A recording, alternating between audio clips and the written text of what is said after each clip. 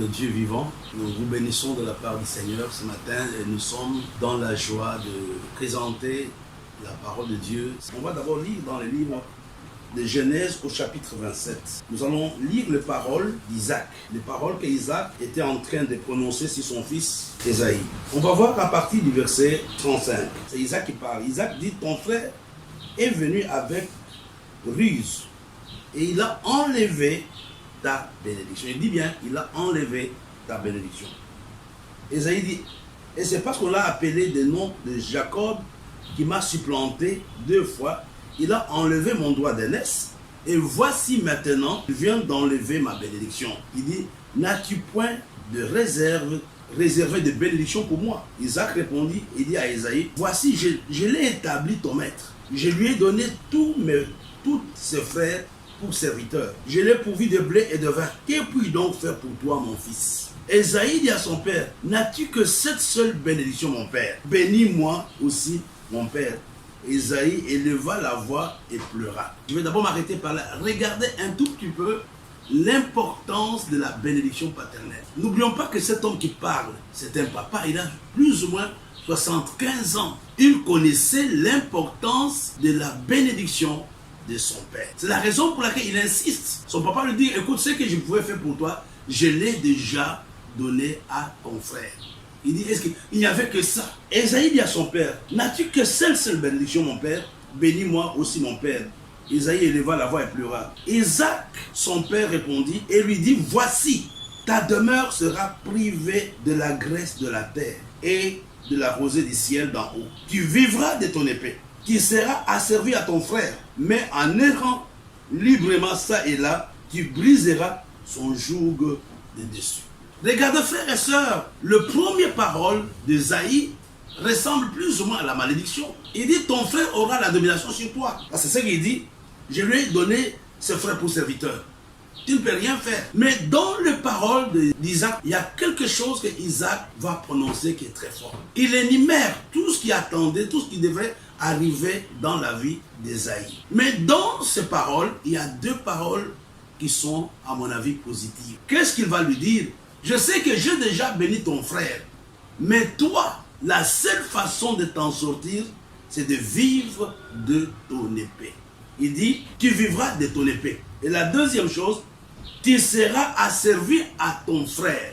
Et là encore, il donne une porte de sortie, mais en errant librement ça et là, tu briseras son joug dessus ton cou.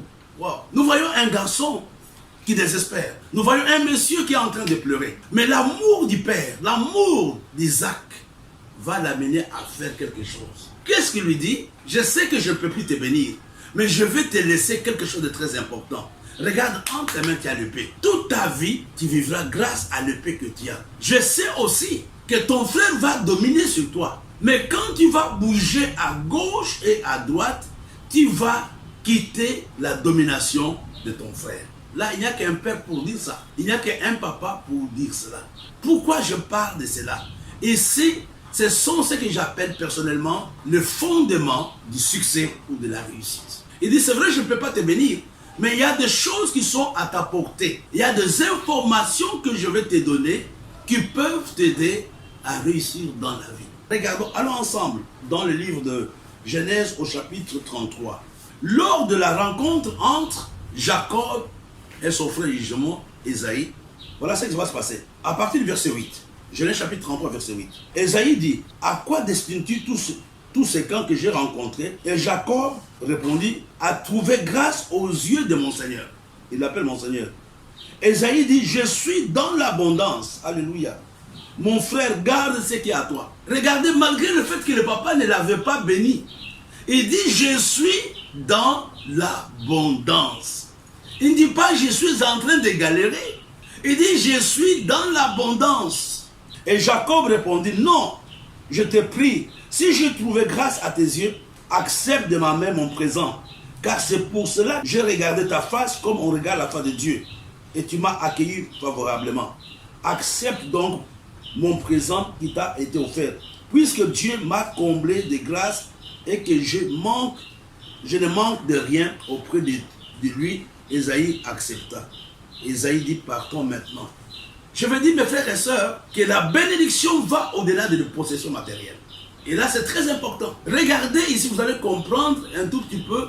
Si on compare la possession matérielle de Jacob et d'Ésaïe, qui était riche en matériel, qui était riche matériellement parlant, financièrement parlant, c'était Ésaïe. Ésaïe était milliardaire ici. D'abord, j'aimerais te dire une chose. Ésaïe n'a jamais travaillé pour quelqu'un. Il s'est battu pour être riche. Mais Jacob, par contre, a travaillé auprès de Laban. La seule chose qu'il n'avait pas, c'est ce qui est important, qui est même le problème des guerres jusqu'à aujourd'hui. La seule chose que Dieu n'avait pas donné d'abord depuis les seins de leur maman, la seule chose que Ésaïe n'avait pas, c'était la terre. Dans la bénédiction, sur le plan matériel, Ésaïe était financièrement riche, mais il n'avait pas de territoire. Le territoire avait été donné à Jacob par Dieu lui-même. Là, c'est très important que vous puissiez comprendre. Alors, je reviens à ce que j'étais en train de dire. Quand le monsieur Ésaïe est en train de désespérer, il trouve son père lui dit, il n'y a pas de problème, mais je sais que tu vas t'en sortir dans la vie, et il va lui donner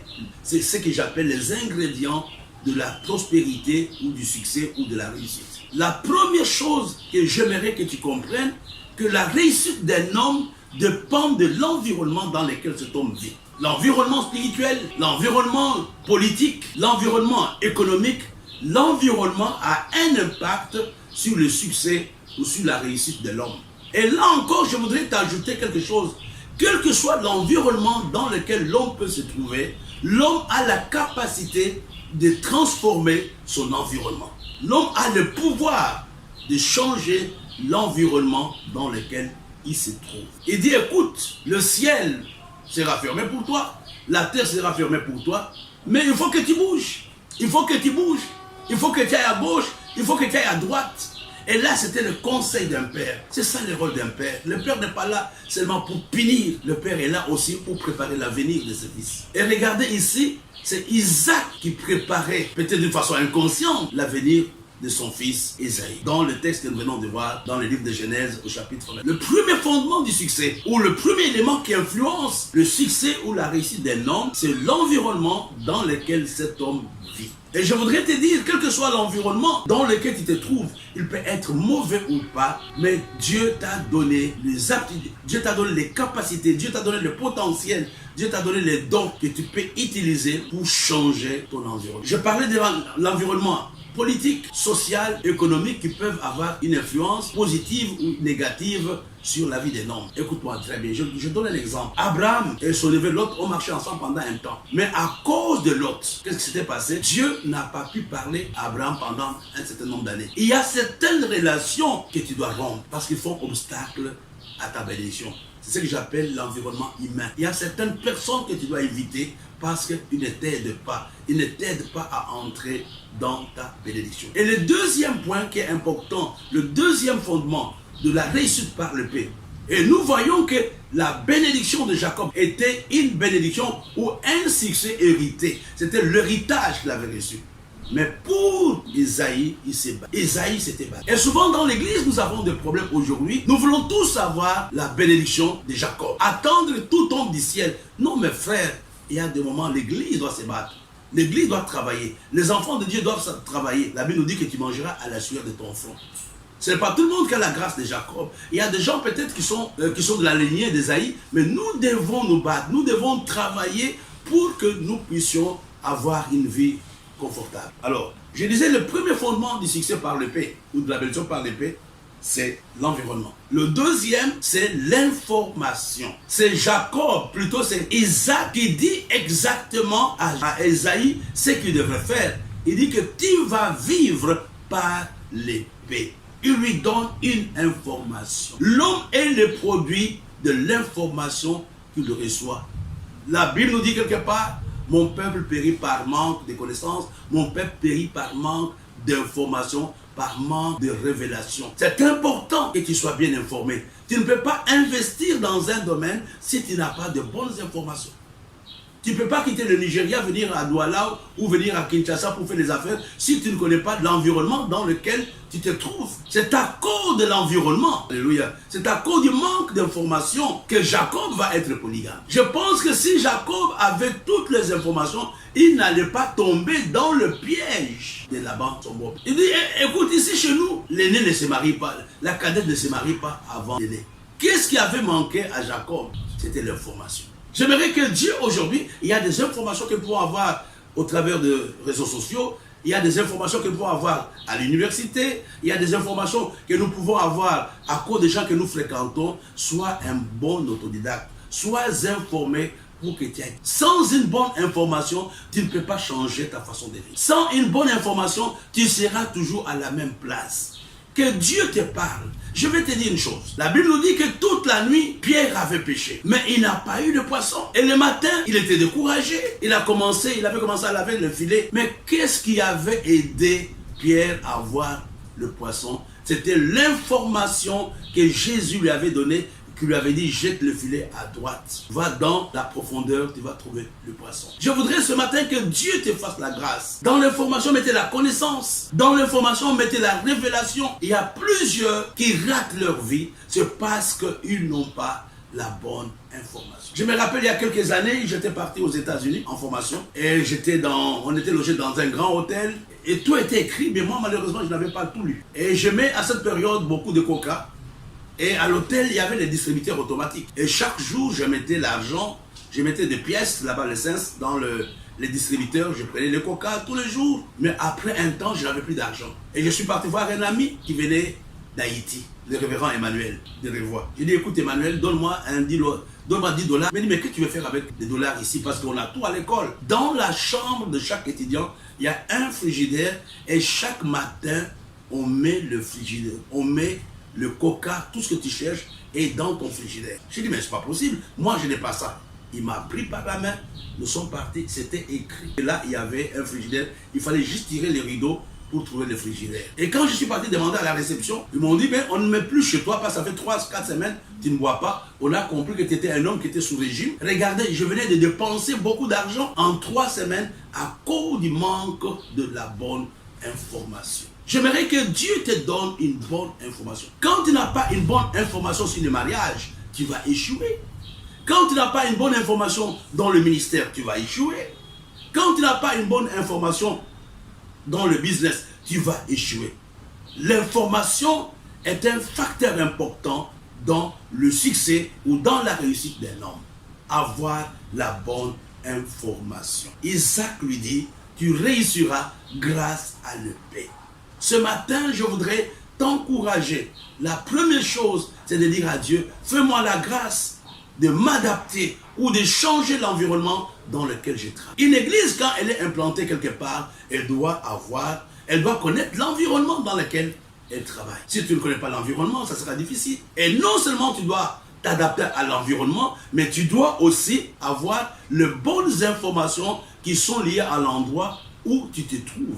Je vais vous dire une chose, je suis au Cameroun. Il y a une partie du Cameroun qui est exposée à l'islam. Pourquoi? Parce que le missionnaire ne connaissait pas l'environnement et le missionnaire avait la mauvaise information. Quand le missionnaire est arrivé, le gens qui était là, le chef du village, était polygame. Et le missionnaire lui dit, écoute, pour aller au ciel, il faut que tu sois marié d'une seule femme. J'espère que tu vas mettre ta vie en ordre. Et le missionnaire est parti en Europe. Et quelques temps après, or le chef ne peut pas divorcer. Et même s'il divorce, personne ne peut épouser ses femmes. Et comme il aimait ses femmes, il a dit, je ne veux pas que ses femmes meurent sans se marier. Et qu'est-ce qu'il avait fait? Il avait tué toutes les femmes qu'il avait. C'était à Fombot, je pense. Il avait tué toutes les femmes qu'il avait. Il est resté avec la première femme. Et quand le missionnaire est arrivé, il a dit, je fais ce que tu m'as demandé. Je suis marié d'une seule femme. Il avait déjà tué les autres femmes. C'était la mauvaise information que le missionnaire avait donnée. Et c'était au même moment que l'islam entrait dans cette région. Jusqu'aujourd'hui, l'évangile a des problèmes pour pénétrer dans ce coin-là à cause de la mauvaise façon que le missionnaire avait communiqué l'évangile. La troisième, c'est l'action. L'action, l'action. Il a dit, tu dois bouger, tu dois aller à gauche, à droite, tu dois faire quelque chose. La bénédiction ou la réussite par l'épée, c'est la réussite par l'action. Bien aimé, il y a des choses que tu dois entreprendre. D'ailleurs, la Bible le dit, tu seras béni. Je bénirai le produit de tes mains. C'est quand tu es en action que tu peux voir exactement ce que Même la manne ne tombait pas dans les casseroles. Il fallait qu'Israël sorte, fasse quelque part pour ramasser. Sois un homme d'action. Entreprends quelque chose. Demande que Dieu te révèle ce que tu peux faire. Il te dira, tu peux vendre l'eau. Il te dira, tu peux vendre ceci, cela. Et Dieu pourra te bénir.